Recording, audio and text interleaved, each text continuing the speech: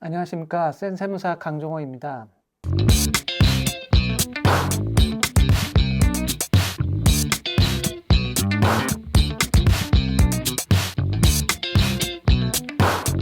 최근 강남 아파트 파는이 물려준다는 말을 들어보셨을 겁니다. 실제로 올해 서울 아파트 증여가 3년 만에 최대치를 기록했다고 합니다. 그런데 국세청이 지난 12월 4일 아주 무서운 발표를 했습니다. 강남 4구와 마포, 용산, 성동구, 이른바 마용성 아파트를 증여받은 들에 대해서 전수 검증에 나서겠다고 선언한 겁니다. 국세청이 강남 4구와 마용성 고가 아파트라고 타겟을 명확히 정했고, 특히 전수 검증이라는 표현을 썼습니다. 2025년 1월부터 10월까지 증여 건수가 7,700건 정도 이제 급증을 했는데, 이 중 탈세 혐의가 짙은 2,077건을 핀셋으로 집어내서 확인하겠다고 한 겁니다. 오늘은 12월 4일 국세청 발표 내용과 납세자가 알아야 할 내용을 정리해 보았습니다. 부담부 증여 자체는 합법입니다. 문제는 무늬만 부담부 증여일 경우가 있습니다. 이번 국세청 검증의 핵심 타켓이기도 합니다. 부담부 증여라고 하는 것은 자녀가 이제 아파트를 받았을 때 대출금이나 전세보증 같은 빚을 떠안는 증여를 말합니다. 떠안으면 그 빚만큼 증여세 계산할 때 차감해 주니까 세금이 줄어들게 됩니다.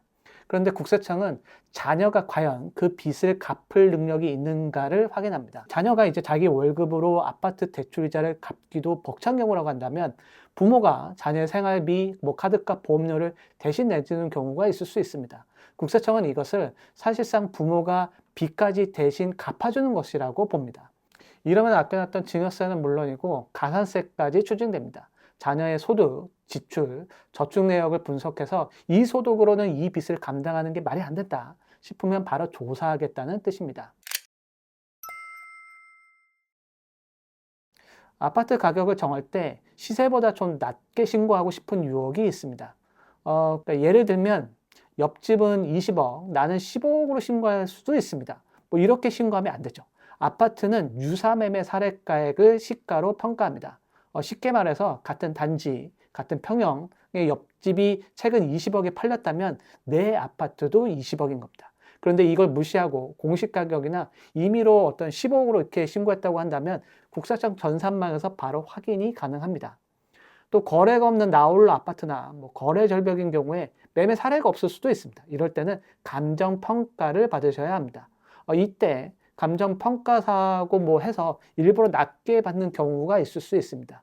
이럴 때는 국세청에서는 시가 불인정 감정 기간을 지정하는데, 시가 불인정 감정 기간이라고 하는 것은 납세자가 받아온 감정가가 국세청이 다시 평가한 금액의 80%못 미치면 금 감정 평가액은 무효로 봅니다. 시가 불인정 감정 기간의 어떤 특정 기간의 감정가액은 모두 시가로 보지 않기 때문에 주의하셔야 합니다.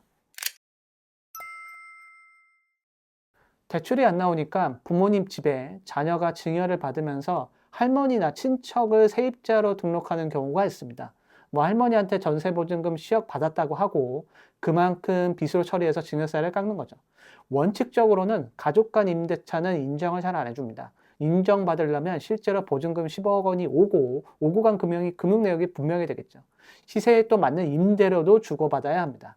그냥 계약서만 써놓고 돈이 오간 흔적이 없거나 할머니 통장에서 돈이 나왔는데 알고 보니 그 돈이 아버지 돈이었다, 이러면 가공채무, 가짜 빚으로 볼 수도 있어서 10억 원 전체로 증여세가 과세될 수도 있습니다.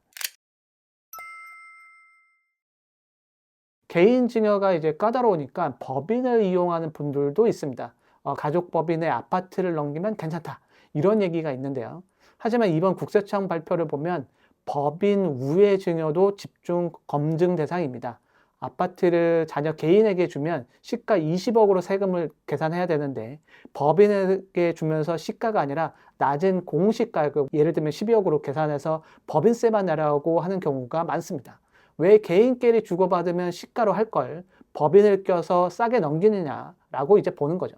국세청이 직권으로 감정평가를 해서 시가대로 세금을 다시 매깁니다. 법인세도 물론이고 법인 주주인 자녀가 얻은 이익에 대해서도 증여세가 부과될 수 있습니다. 오늘 내용을 세 가지로 요약해 드리겠습니다. 자녀의 상환 능력 점검을 해야 되고요. 그러니까 부담보증을 했다면 자녀가 원리금을 자기 소득으로 갖고 있다는 증빙을 꼭 챙기십시오. 생활비 대납은 안 됩니다. 그리고 옆집 거래 가격을 무시하시면 안 됩니다. 무리한 저가 감정은 오히려 독이 될 수 있습니다. 가족 간 채무는 금융 내역이 없으면 부인될 수 있습니다. 증여는 이제 주는 것이 끝나는 게 아니라 검증까지 통과해야 되는 것입니다. 섣불리 신고하기보다 전문가와 꼼꼼히 상의하시기 바랍니다. 아는 만큼 아낀다가 아니라 이제는 제대로 알아야 지킨다인 것 같습니다. 오늘 영상이 도움이 되셨다면 구독과 좋아요 부탁드립니다. 감사합니다.